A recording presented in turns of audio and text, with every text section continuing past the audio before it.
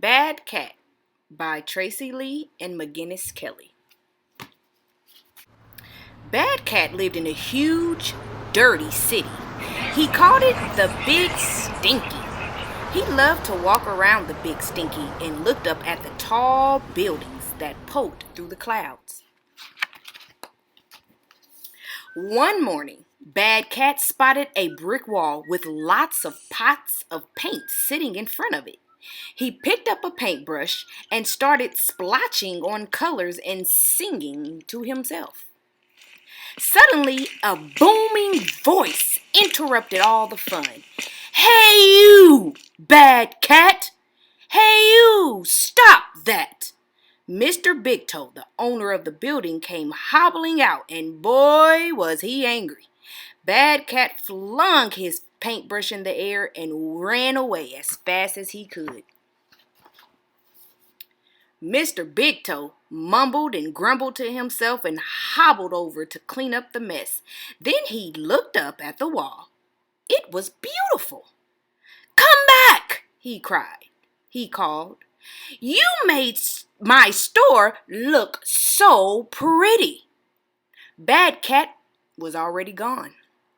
"I'm a bad cat," said that man. "He thinks I live in a garbage can." Soon, Bad Cat was thirsty from all that running. He saw a water fountain and was taking a big drink. Gloop, gloop, slurp. When a busy man rushed by him, Bad Cat squirted water and it knocked off the man's hat. "Hey you, Bad Cat! How dare you do that?" the man yelled. Bad Cat began running as fast as his little legs could carry him. The busy man wiped the drips of water from his forehead and took off his shoes and smelly socks. Phew! And rolled up his pants leg. He felt calm and refreshed. "Don't go," he cried. "You've helped me cool down and relax." So we're starting to find out that Bad Cat may not be as bad of a cat as we think. But Bad Cat was long gone. "I'm a bad cat, that's what they see. They think I'm dangerous, but it's only me." Bad Cat stopped running when he saw Mrs. Poopslop in her yard, surrounded by big blooming flowers. He picked up a pair of clippers and snipped off some of the blossoms. Suddenly, a roaring voice yelled, "Hey you, Bad Cat! Don't you do that!" Mr. Poopslop saw the snipped stems and was furious. Bad Cat was on the run again.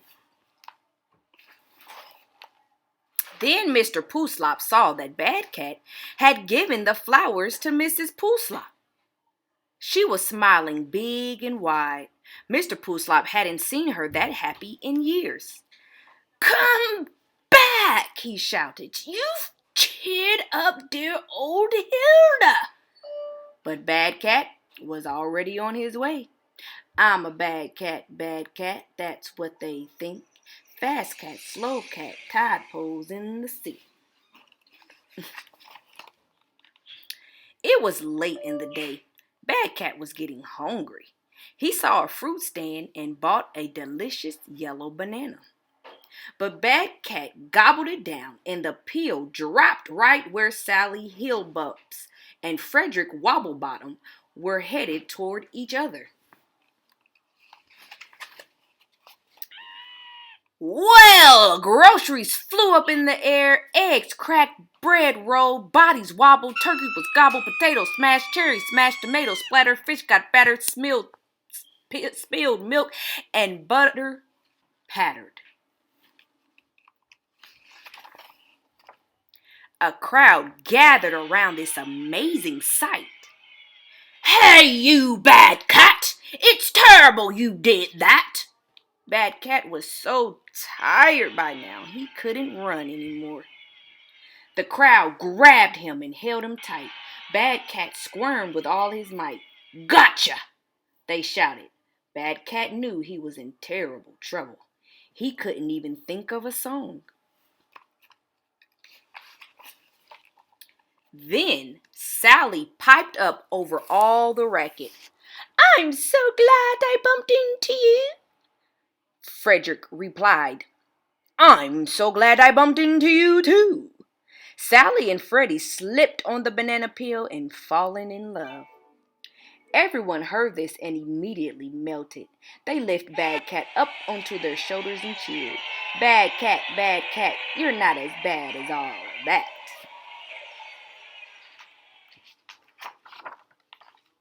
Then they threw a big block party. Everyone danced and laughed and joked and told their Bad Cat stories. Bad Cat started to sing again. They called me Bad Cat, hooray, hip, hip. I can walk on my hands and I can do a backflip. We think you're really swell. After all the excitement, Bad Cat felt tired. He waved to all his new friends and blew them kisses, and off he went. Bad Cat stopped when he saw a little house. He jumped through the open window onto a big, comfortable bed. He started to bounce up and down faster and higher. This was fun! Boing, boing, boing. Suddenly, a sleepy voice said, Oh, you bad cat! Stop that! Stop that! It was Gloria the dancer who had been asleep in her bed. Bad Cat bounced back out the window and down the street. When Gloria saw the time, she quickly hopped out of bed. Oh, please come back, she cried. You woke me up. I would have been late for my evening show. But Bad Cat was far, far away. I'm a bad cat, I'm on my way to lots more adventures in a new big stinky day. Ha ha ha. All right, that was your read aloud for today. And Bad Cat may not have been all bad like that. Let's get into our assignment. Hi guys! Hi guys! Welcome back. This is week 2 of e-learning. Oh my goodness. I was so excited with the Zoom session that we had on Thursday. Oh my goodness. I've already told all the teachers, I've told my son, I've told my mom, I've told my husband how the Zoom session was and just how great and fantastic it was to see all of you. For those of you who missed it, don't worry. We will have a Zoom session every Thursday from 12 to 2 because I think that Zoom is definitely a better option than YouTube because YouTube, you're just seeing me. And I think that it is very, very important that you stay social with your friends from school through this quarantine time. So even though you're stuck at home, that doesn't mean that you're not able to interact and talk and be social and have fun with your friends. Why not, right? So today, we are going into our next lesson, all right? Miss Norris apologizes. She completely forgot to put up your lesson for Thursday. Those of us who attended our Zoom session, we do know our assignment that was on Thursday. But for those of us who was not on Zoom, unfortunately, Miss Norris completely forgot to put that information up. So please forgive me. It will be at the end of this video if you have not completed the assignment for Thursday. If you did not reach out, I did have some parents reach out and say, hey, was there any assignment for today? And I told them. So once again, I apologize for not having that information for you. So today, your ELA lesson is pages 36 through 39. Miss Norris is going to do pages 36 and 37 with you, and you're going to be doing pages 38 and 39 on your own. Page 40 is independent, all right, parents? So if you need a writing lesson, once again, page 40 is optional. So once again, I am doing pages 36 and 37, and independently, you are doing pages 38 and 39. So let's get into the video. Bye! All right, to be working on describing how characters act. Now, by now, we should know what a character is, but if we don't, this page kind of helps us out in understanding what characters are. Characters are very, very important to the story because without characters, you kind of won't have a story, right? And so, characters are the people or the animals in a story that face a challenge. Challenge is a synonym or another word for a problem. So, characters are people or animals in a story that face a problem or a challenge, right? And a challenge is a problem that needs to be solved. And we know solve means how do we fix the problem that's going on? So, describing how characters respond to a challenge will help you know them better from the story. So, how they respond means how did they react? How did they behave? What did they say? What did they do when the challenge came? So, that's another way of saying how did they respond to the challenge. So, we're going to look at this picture. So, I'm going to give you a couple of seconds to just look at this picture.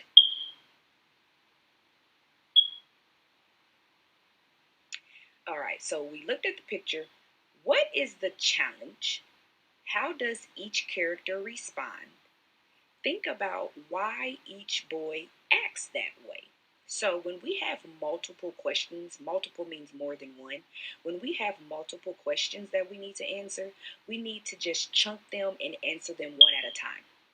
So the first question is, what is the challenge? Looking at this picture, what is the challenge? What is the problem? You should have said something or thought of something close to the boy broke his car. That's the problem. The little boy looks like he broke his car and he doesn't know how to fix it. How does each character respond? Well, you can give them names if you want to, since they didn't provide you any. So I'm going to call the little boy Ben. And I'm going to call, it looks like I can assume, because I don't know, I'm assume that's his big brother. So I'm going to say big brother's name is Tom. So Ben and Tom. So it's broken forever, is what Ben says. So he thinks that his car is broken and it can't get fixed. And big brother Tom says, I can fix that for you. So the first character, Ben, his response to the challenge is, oh my gosh, there's nothing we can do. I'm sad and my toy is broken. Where Big Brother Tom says his response is more positive, right? It's more of, hey, I can fix that for you. So there's two different responses in the same story.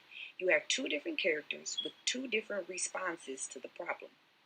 So similar to, when we used to play at the playground. Oh my God, I know you miss playing at the playground outside. Oh my goodness. When we used to play out the playground outside, and so many of you would be like, Miss Norris, they hit me. And I would call you over and I would say, well, you tell your part of the story and you tell your part of the story. And a lot of times I would get two different answers, right? Or I would get two different ways in how the both of you responded to the same situation. So each time someone has a challenge doesn't mean that the people involved all see it the same way. So that's kind of like with this picture. They both know the car is broken, but each of them have a different response to the car being broken. Think about why each boy acts that way. So I'm going to say, well, being the little brother, he probably reacts negatively and sad because it's his toy, right? It's his car. And he doesn't really know of a way to fix his car. So that's why he probably acts that way. Whereas Big Brother, he's probably reacting positively with, hey, I can fix it, because he's probably had a broken car before and he's probably figured out how to fix toy cars. So now he's like, hey, it's not that big of a deal as you think. I'm more than willing to help you. So as you see, we answered all three questions or all three things that they wanted us to figure out by just answering one at a time. So when you have multiple things, just chunk it into one at a time. So, going to page 37, complete the chart, read the directions first, complete the chart, tell what the challenge is, then tell how each character responded. So, number one was tell what the challenge is. Well, what is the challenge? Remember, we named him Ben. Ben broke his toy car. That is the challenge. Okay, so that was step one. Then tell how each character responds to it. And when they say to it, they are asking how did they respond to the challenge. So they named them little boy and older boy, where we named them Ben and Tom. Either way works. We said that Ben, or the little boy, reacted sadly. He was sad. And the older brother was positive.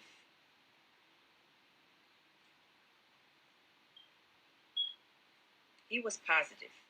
And we said that the little boy was sad because it was his. He didn't know how to fix it. And the older boy, or the big brother, he was positive about how those things would be how they would fix the toy. But Norris is just blah blah blah, like Transylvania.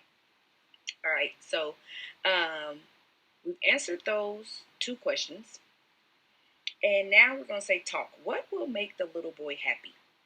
Use what you see in the picture to answer. And it says use these words to talk about the text. So what I want you to do is, if there's someone around you, your sibling or your mom or your dad or your grandma or your auntie or your uncle, or even you can tell them, what do you think will make the little boy happy when you look at the picture? And I want you to use these words when you talk to them. Okay? So instead of saying just Ben or just Tom, I want you to use the word what? You should have said characters. When you talk about them being sad or being positive, you should use the word, you should have said respond. And when you talk about the problem that happened, you should replace the word problem with the word, you should have said challenge. So you should have completed this part of page 37. And what you're going to do now is page 38, which is A Puppy for Oscar, which is a realistic fiction right here. Realistic fiction means that it can be a real story. It could be real life. It could actually happen, but the story is not real. So, for an example, it looks like in the picture, I haven't read this story, so it looks like from the picture, it looks like he's a baseball player. Can you really in real life be a baseball player? Yeah, you can. But the story is not necessarily real, but it could be. It's what realistic fiction means. So you're going to read A Puppy for Oscar by Jane Lawrence. Apologies, by Jane Lawrence. And if it's by Jane Lawrence, that means she is the, you should have said author. And the author does what? You should have said writes the story. And the illustrator does what? You should have said draws the pictures. All right, so you're going to read that story, and then you're going to do exactly what I just did on my last chart. You're going to complete the chart, write the challenge, and then I want you to write the characters. So the characters should be here.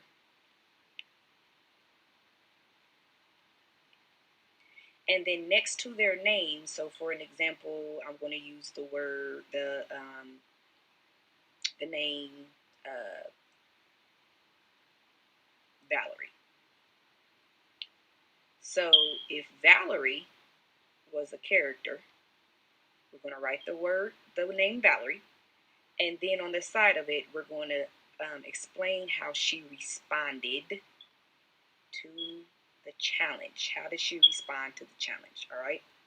So once again, you're going to be doing page 38, reading the story,